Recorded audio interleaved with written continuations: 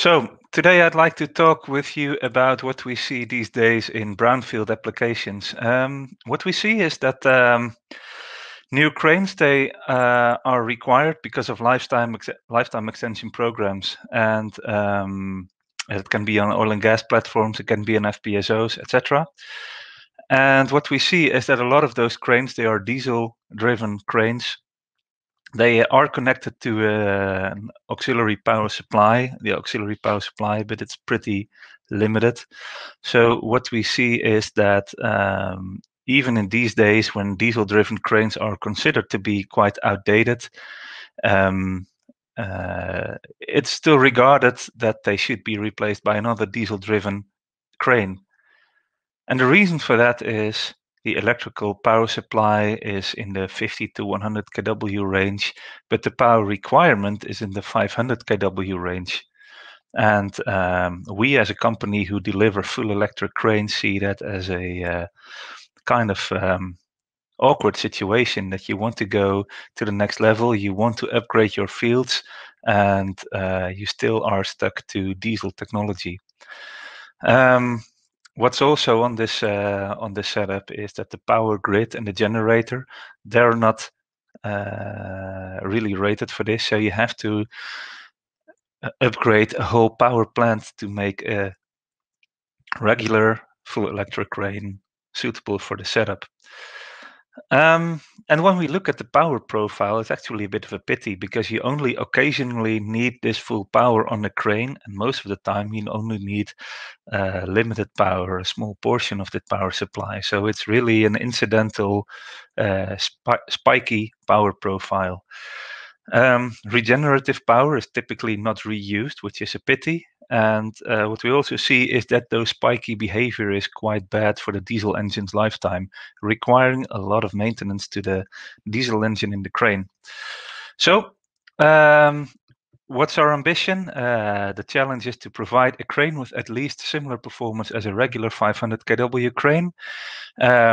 We want to connect it to the grid, to this 50 to 100 kW power line, which used to be the auxiliary line. And we accept it is a less reliable line, and we should be able to work with an unreliable line, still providing reliable performance of the crane itself. And it should be suitable for typical offshore operations. So you guess what it's heading to. We're heading into the extreme peak shaving of the power consumption, and this is by means of an energy storage system integrated in the crane. So let me take you to the typical load profile. So what you see on the left is that we are lifting a large load from a PSV to the platform. So it's a big load, it's a big length. And what you see is that if you have an energy storage system, you can be charging it at a continuous level, and which is drawn here. And there is some minor load consumption and things going back and forth, but the peak load is to lift it from the PSV, and then you have some maneuvering onto the platform. You lower it onto the platform for a short distance. You do some disconnection of the rigging, and you can charge it in the meanwhile, the energy storage system. If you do the lowering from a platform, you may be doing some lifting of the platform, again requiring some energy, and then you discharge it again by lowering to the PSV. So that can be done by heavy loads, it can be done by light loads.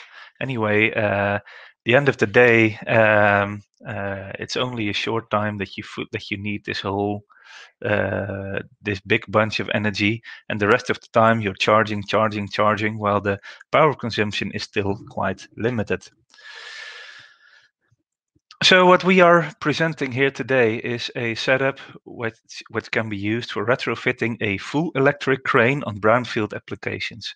And the key is that it does not require a significant upgrade to the power grid anymore. So this could be suitable for a lot of applications. It can be for regular oil and gas setups, but also for vessels who suffer from the same.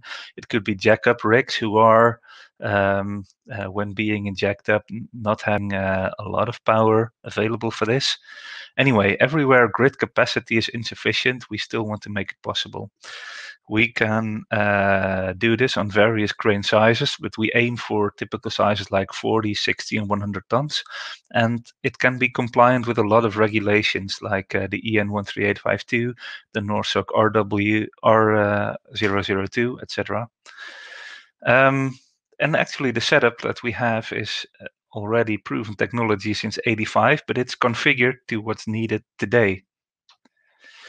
So what you see is the setup. It has a crane house where there is winches internally. It's in a fully enclosed compartment, which is good for the reliability of the system, but it's also good for being compliant with EX regulations. All the equipment can be put in this equipment, and by by putting the crane house in overpressure with a gas detection on the inlet, it's all a safe zone.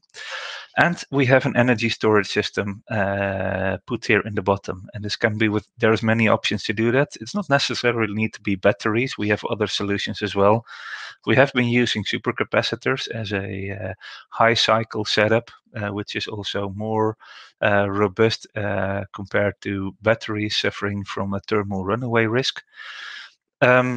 So this way, we are enabling for all brownfield applications the setup that you can walk away from diesel engine and you can turn it into a setup where you have a full electric crane, no emissions from the crane anymore. And if you want to know more, you know how to contact us at Huisman. Thanks a lot.